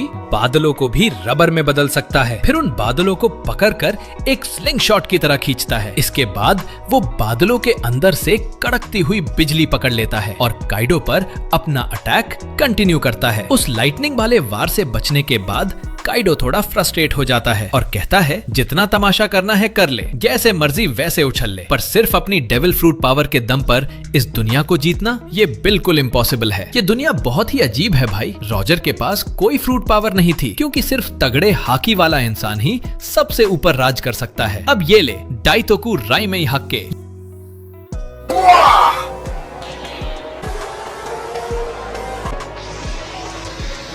ये खतरनाक अटैक करने के बाद काइडो बुरी तरह हांफने लगता है, पर उसे क्या पता था कि लूफी ने न जाने कब उसे कस के पकड़ लिया था। काइडो तुरंत अपने ड्रैगन फॉर्म में आ जाता है और आसमान में ताबड़तोड़ विंड ब्लेड्स फेंकने लगता है, जैसे वो बिल्कुल फ्री हो। इसकी वजह से लूफी को काफी भारी डैमेज पड़ता है। उसी टाइम फ्लावर कैपिटल का फेस्टिवल भी अपने क्लाइमेक्स पर पहुंच चुका था। सब लोग अपनी अपनी विशेस लिखकर स्काई लैंटर्न्स हवा में उड़ा रहे थे। किसी की विश थी कि उसे पीने का साफ पानी मिल जाए, कोई अपने बच्चों की अच्छी हेल्थ मांग रहा था, कोई अपनी माँ से मिलना चाहता था, तो कोई अपने दादाजी के ठीक होने की दुआ कर रहा था। ये अनगिनत विशेस ऐसी लग रही थी जैसे सब सीधे भगवान से प्रार्थना कर रहे हों, और ऐसा लग रहा था जैसे लूफी उन सभी की आवाजें सुन और देख पा रहा था। सही बात है यार, ये फाइट सिर्फ काइडो को हराने के लिए नहीं थी, ये फाइट थी परिवार के लिए, बच्चों के लिए और इस पूरे देश के लिए, ताकि उनके चेहरों पर वो प्यारी सी स्माइल वापस आ सके। इसी मोमेंट पर ड्रम्स ऑफ लिबरेशन की आवाज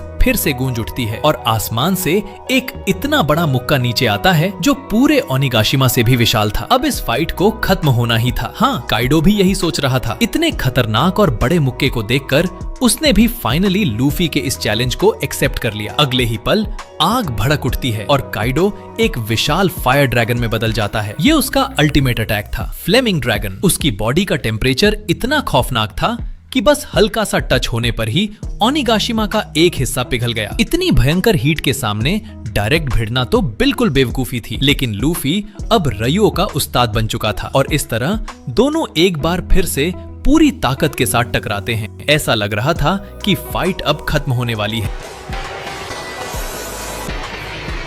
लेकिन उससे पहले एक इंसान का मरना बहुत जरूरी था और वो था कुरोजुमी ओरोची। ये देश पहले से ही बहुत बर्बादी झेल चुका था और ओरोची ने इस ट्रेजेडी को और भी बदतर बना दिया था। अभी थोड़ी देर पहले हुए वाइब्रेशन की वजह से उसकी बॉडी में लगी सी प्रिज्म स्टोन की कील बाहर गिर गई थी, इसलिए वो वापस अपने बीस्ट फॉर्म में बदल गया। उसका वो आखिरी सिर बहुत ही भयानक और अजीब लग रहा था, पर अब इन सब बातों का कोई मतलब नहीं था। डेंजीरो ने अपनी तलवार के सिर्फ एक वार से ओरोची का वो आखिरी सिर भी धड़ से अलग कर दिया। इसी के साथ उसकी जिंदगी और उसके सारे गुनाहों का हमेशा के लिए एंड हो गया। उधर आसमान में वो खौफनाक टक्कर अभी भी जारी थी। शायद काइडो को अपनी हार का एहसास होने लगा था, क्योंकि इस वक्त उसके दिमाग में सिर्फ और सिर्फ अपने पास्ट की मेमोरीज चल रही थीं। वो पावर का साक्षात रूप था जो सिर्फ 10 साल की उम्र में ही सबसे ताकतवर माना जाने लगा था। 46 साल पहले काइडो का देश वोत का किंगडम लगातार जंग लड़ रहा था। उनके पास और कोई ऑप्शन नहीं था, क्योंकि सिर्फ जंग जीतकर ही वो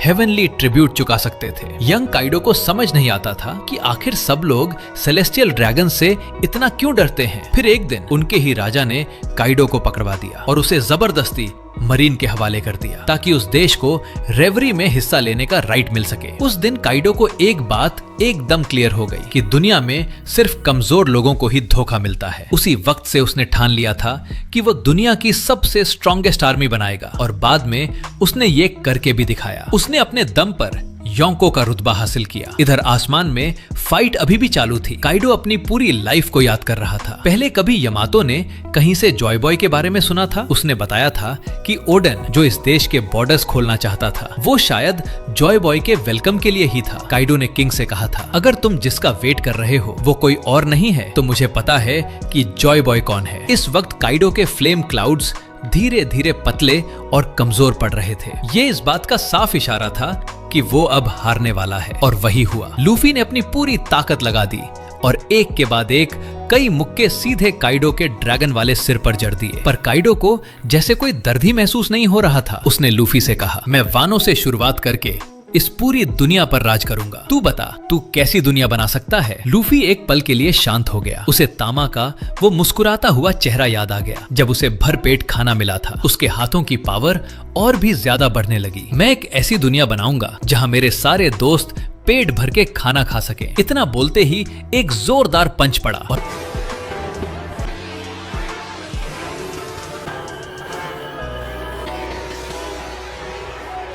काइडो की बॉडी एक झटके में नीचे की तरफ शूट हो गई। लूफी आसमान में उड़ रहा था और उसके पीछे हवा में अनगिनत स्काई लैंटर्न्स तैर रहे थे। लूफी के चेहरे पर एक बड़ी सी स्माइल थी। गिरते हुए काइडो को भी अपनी आखिरी मेमोरी याद आ रही थी। उसने किंग से कहा था, मुझे पता चल गया है कि जॉय बॉय कौन है। वो वही इंसान है जो फ्यूचर में मुझे हराएगा। काइडो सीधा जमीन फाड़ते हुए अंडरग्राउंड जा गिरा और वो वही नहीं रुका। थोड़ी ही देर में वो सीधा उस खौलते हुए मैग्मा के अंदर जा गिरा। इसी के साथ रूफटॉप की इस लेजेंडरी फाइट का रिजल्ट बदल गया। अब विनर काइडो नहीं बल्कि स्ट्रॉ हैट लूफी था। फाइनली ये फाइट खत्म हो गई। वानो ने जो 20 साल तक इतना दर्द और टॉर्चर सहा था, वो भी इसी पल हमेशा के लिए खत्म हो गया। दूसरी तरफ मोमोनोसुके ने जुनेशा को आवाज दी। उसने फाइनली डिसाइड कर लिया था, वानो के बॉर्डर्स अभी नहीं खुलेंगे। अब से इस देश की रक्षा मैं खुद करूंगा। उसी वक्त समंदर के नीचे एक बहुत बड़ा वोल्केनो ब्लास्ट होता है। काइडो और बिग मॉम उसी में गायब हो जाते हैं। किसी को नहीं पता कि वो जिंदा है या मारे गए। इधर फ्लावर कैपिटल में मोमोनोसुके अपने ड्रैगन फॉर्म में सीधा नीचे लैंड करता है और फिर धुएं के बीच से 9 रेड स्कैबर्ड्स एक एक करके बाहर आते हैं। उनको जिंदा देखकर वहां खड़े सभी लोगों की आंखों में खुशी के आंसू छलक पड़ते हैं। सबको यकीन हो जाता है कि लेडी टोकी की वो भविष्यवाणी बिल्कुल सच थी। सबसे आखिर में जो बाहर आता है वो था अपनी उम्र से बड़ा हो चुका मोमोनोसुके। उसने सबके सामने अनाउंस किया, अब ये आंसुओं का दौर खत्म हो चुका है। कल से सब लोग अपनी मर्जी से बिजनेस कर सकेंगे। जितना चाहो उतना साके पी सकते हो। पीने के पानी के लिए अब कोई पैसा नहीं देना पड़ेगा और फैक्ट्रियों से कोई जहरीला पानी भी नहीं निकलेगा। ये सारी मुसीबतें अब खत्म हो चुकी हैं। ओरोची का जुल्म और काइडो के टॉर्चर वाले दिन सब हमेशा के लिए खत्म हो गए। इस बैटल का रिजल्ट अनाउंस करने के बाद वानो का नया लीडर ऑफिशियली कोजुकी मोमोनोसुके बन गया। भले ही उसकी असली उम्र सिर्फ 8 साल है और वो अभी बच्चा है, लेकिन वो बहुत मेहनत कर रहा है। सबको पूरा भरोसा है कि वानो का फ्यूचर अब बहुत ब्राइट होने वाला है। इसी बीच गोरोसेई एल्डर्स तक भी ये खबर पहुंच चुकी थी। पहली खबर, लूफी के निका फ्रूट की अवेकनिंग। दूसरी खबर, जो यानी जुनेशा वहां से चला गया है। इसका मतलब साफ था कि वानो अभी अपने बॉर्डर्स खोलने के मूड में नहीं है। उधर ओनिगाशिमा के अंदर बुरी तरह घायल पड़ा हॉकिंस किसी तरह वापस खड़ा हो जाता है। उसने ड्रेक की मरीन वाली आइडेंटिटी गेस कर ली थी। उसने बताया कि उसने पहले ही कैलकुलेट कर लिया था कि उसके कल तक जिंदा बचने के चांस सिर्फ 1% हैं। उसने कहा कि उस वक्त किड ने लड़ने का फैसला किया था, जबकि वो खुद एक चापलूस बन गया था। और फाइनल रिजल्ट ये हुआ कि काइडो हार गया। पर यहाँ तक पहुँचने के बाद अब वो किड और बाकी लोगों के सामने दुम नहीं हिलाना चाहता था। इतना बोलकर हॉकिंस नीचे गिर पड़ता है। जिंदा है या नहीं किसी को नहीं पता। कुछ ही देर बाद लूफी और जोरो एक एक करके होश में आ जाते हैं। लूफी के खाने का तरीका हमेशा की तरह भयानक था, पर उससे भी ज्यादा खौफनाक था जोरो। ये बंदा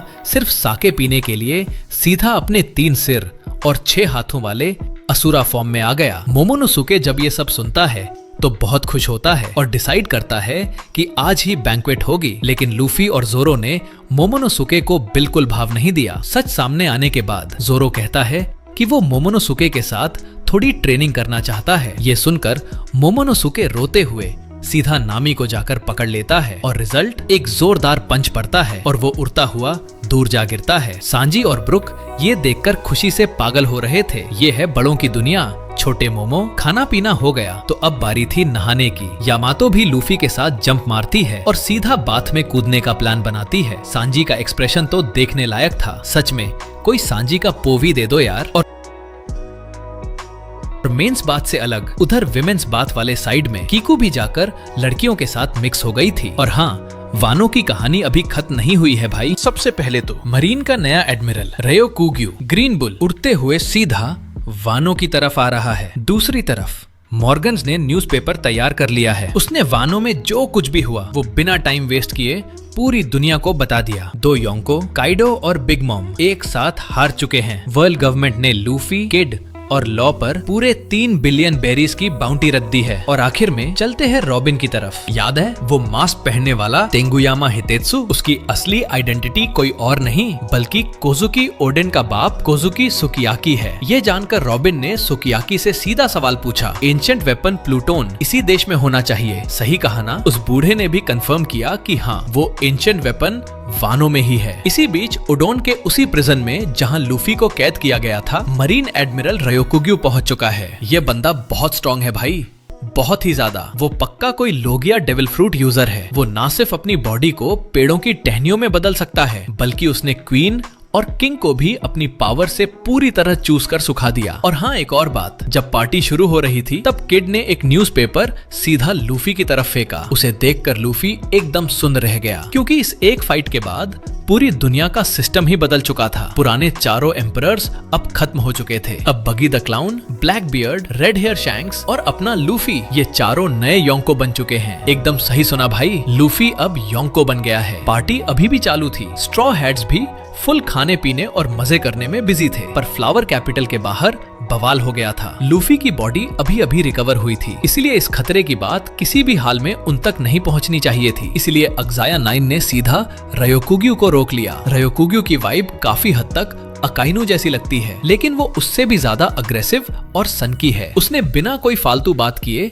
सीधा अपना ट्रांसफॉर्मेशन ऑन कर दिया। रयोकुग्यू मोरी मोरी नोमी यानी वुड्स फ्रूट का लोगिया यूजर है। अक्साया 9 के एक साथ घेर कर अटैक करने के बाद भी उस एडमिरल को रत्ती भर भी डर नहीं लग रहा था। थोड़ी ही देर में वो एक बहुत बड़े पेड़ में बदल गया और आखिर में यामातो ने भी इस फाइट में एंट्री मार ली। वानो के बाहर रेड हेयर पायरेट्स भी बिल्कुल पास ही समंदर में मौजूद थे। न्यूज़पेपर में छपी लूफी की वो फोटो देखकर शैंक्स को वो पुराना टाइम याद आ गया जब उसने उस रबर फ्रूट को चुराया था। उस टाइम रेड हेयर पायरेट्स का समंदर में CP-9 के जहाज से आमना सामना हुआ था। उस जहाज पर कोई भी कीमती चीज नहीं थी, लेकिन फिर भी शैंक्स ने बिना कोई रहम खाए वो डेविल फ्रूट वहां से लूट लिया था। मुझे ऐसा लगता है कि शैंक्स को निका फ्रूट की सच्चाई पहले से ही पता थी। इससे ये भी क्लियर हो जाता है कि आखिर शैंक्स ने जानबूझकर सिर्फ उसी डेविल फ्रूट को क्यों चुराया था। और ये बात भी कि इतने पावरफुल योंको शैंक्स का हाथ एक मामूली से सी किंग ने कैसे काट लिया था। शैंक्स ने एक बार कहा भी था कि उसने अपना वो हाथ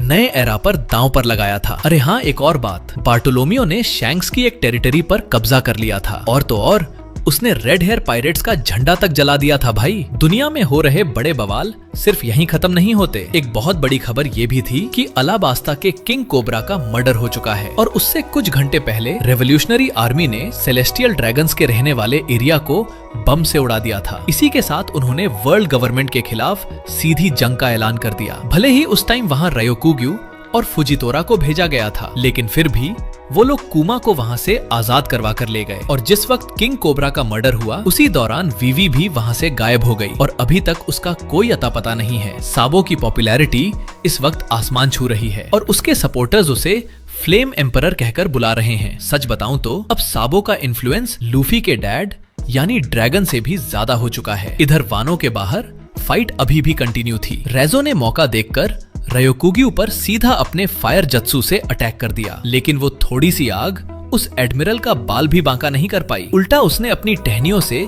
रेजो की बॉडी को आर पार छेद दिया और अगले ही पल उसकी पूरी एनर्जी चूस ली। और वापस रॉबिन की तरफ आए तो उसी वक्त लॉ भी ठीक वहां पहुंच जाता है। साथ ही इस तरह वो तीनों रोड पोनेग्लिफ की तलाश में नीचे की तरफ जाने लगे। ये रास्ता सैकड़ों साल पुराना था। वहां रॉबिन और लॉ को एक कांच की दीवार दिखी। जब उन्होंने उसके अंदर झांक कर देखा तो शॉक रह गए। ये वानो समंदर के नीचे कैसे है भाई? असल में वो 800 साल पुराना वानो था। सुकियाकी ने बताया कि पुराने जमाने में वानो सीधा माउंट फूजी के बेस पर बसा हुआ था। फिर किसी दौर में इस देश के चारों तरफ एक बड़ी सी दीवार खड़ी कर दी गई। बारिश का पानी वहां इकट्ठा होता गया और एंड में लोगों को वो जगह छोड़ने पर मजबूर होना पड़ा। इसके बाद उन्होंने पहाड़ के बीच वाले हिस्से में जाकर अपनी नई जमीन बसाई। शायद वो पानी एकदम फ्रेश वाटर था, इसीलिए वो सारी पुरानी बिल्डिंग्स आज तक वैसी की वैसी बची हुई हैं। फाइनली उन तीनों को वो रोड पोनेग्लिफ मिल ही गया। ये उनका तीसरा पोनेग्लिफ था। अब बस एक और मिल जाए तो वो सीधा लाफ टेल जा सकते हैं। अभी वो लोग माउंट फूजी के बिल्कुल नीचे वाले हिस्से में थे। ऐसा कहा जाता है कि इसके और भी गहराई में एंशिएंट वेपन प्लूटोन मौजूद है, पर सुकियाकी ने भी उसे कभी नहीं देखा था, क्योंकि अगर किसी को वो एंशिएंट वेपन देखना है तो उन दीवारों को तोड़ना ही पड़ेगा और इसी प्रोसेस को देश के बॉर्डर्स खोलना कहते हैं। लेकिन अगर बात ऐसी थी तो ओडन इस देश के बॉर्डर्स क्यों खोलना चाहता था, ये बात सुकियाकी को भी नहीं पता थी। शायद ओडन को समंदर के सफर पर कुछ ऐसा पता चल गया था जो बाकियों को नहीं मालूम था। अब वापस रयोकुग्यू वाली फाइट पर आते हैं। अक्साया 9 के सारे मेंबर्स बुरी तरह पकड़े जा चुके थे। तभी मोमोनोसुके वहां पहुंचता है और अपनी लाइफ में पहली बार उसने बड़ो ब्रेथ का यूज किया। उसके मुंह से निकली आग ने सीधा रयोकुग्यू को उड़ा कर रख दिया। भले ही वो उसे पूरी तरह हरा नहीं पाया, पर ये उसके लिए एक बहुत बड़ी प्रोग्रेस थी। अब रयोकुग्यू सीरियस होने ही वाला था कि अचानक एक बेहद खौफनाक कॉन्करर्स हाकी ने उसे पूरी तरह जकड़ लिया। वो हाकी इतनी स्ट्रांग थी कि रयोकुग्यू सीधा अपने ट्री फॉर्म से बाहर आ गया। असल में ये हाकी शैंक्स की थी। शैंक्स को ये बिल्कुल बर्दाश्त नहीं था कि वो एडमिरल इन नए पौधों पर इस तरह अटैक करे। जाहिर सी बात है, इतना बड़ा बवाल हुआ था तो लूफी और उसकी क्रू को इसका पता चल ही गया था, पर उन्होंने बीच में ना पड़ने का ही फैसला किया। उधर शैंक्स ने अभी भी लूफी से मिलने का मन नहीं बनाया था और वो अपना जहाज लेकर वहां से निकल गया। लूफी को भी एहसास हो गया था कि वो हाकी शैंक्स की ही थी, लेकिन उसे भी पता था कि अभी मिलने का सही टाइम नहीं आया है। पार्टी खत्म होने के बाद चॉपर ने रेजो और शिनोबू का ट्रीटमेंट किया, जो पूरी तरह सूख चुके थे। किनेमोन वहां घुटनों के बल बैठकर माफी मांग रहा था, क्योंकि पिछली फाइट के टाइम जो भी हुआ था। ओ हाँ, एक बात और, उसकी वाइफ सूरो मरी नहीं है, वो बस आग में थोड़ी झुलस गई थी। इनुआ राशि और नेको मामुशी ने डिसाइड किया कि वो वानो में ही रुकेंगे, इसलिए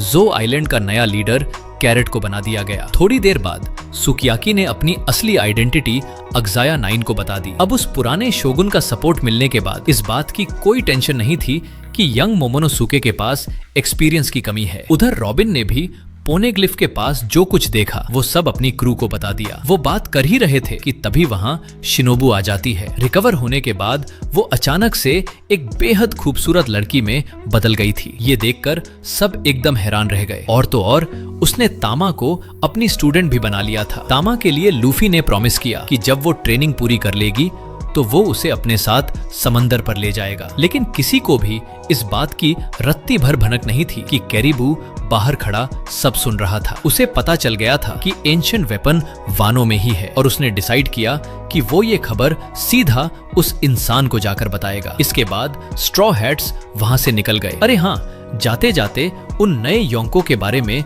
एक बात और बता दूं। बगी, क्रोकोडाइल और मिहॉक, इन तीनों ने मिलकर एक नई ऑर्गेनाइजेशन बनाई है जिसका नाम है क्रॉस गिल्ड। सुना है कि उन्होंने अब खुद मरीन वालों पर बाउंटी रखना शुरू कर दिया है। बाहर की दुनिया तो भाई पूरी तरह से पलट चुकी है। अलग होने से पहले तीनों कैप्टन्स की मीटिंग हुई। लॉ ने रोड पोनेग्लिफ के प्रिंट की एक कॉपी किड को भी दे दी। आखिर ये जंग जीतने का इनाम था और लॉ का इसे अकेले हड़पने का कोई इरादा नहीं था। किलर ने किड से कहा कि अगर उन्हें वन पीस की रेस में टिके रहना है तो उन्हें उस जलने के निशान वाले आदमी को ढूंढना ही पड़ेगा। लूफी को कोई आइडिया नहीं था कि ये बर्न मार्क वाला बंदा कौन है। इस पर किड जोर से हंसा और बोला, मैं तो तुझे बिल्कुल नहीं बताने वाला। इससे पहले लूफी ओडन कासल के रूइंस पर गया था ताकि वो अपने तरीके से कोजुकी ओडन को ट्रिब्यूट दे सके। अक्साया 9 भी वहां पहुंच गए और उन्होंने लूफी को इस पूरे सफर में सपोर्ट करने के लिए दिल से थैंक्स बोला। उधर जोरो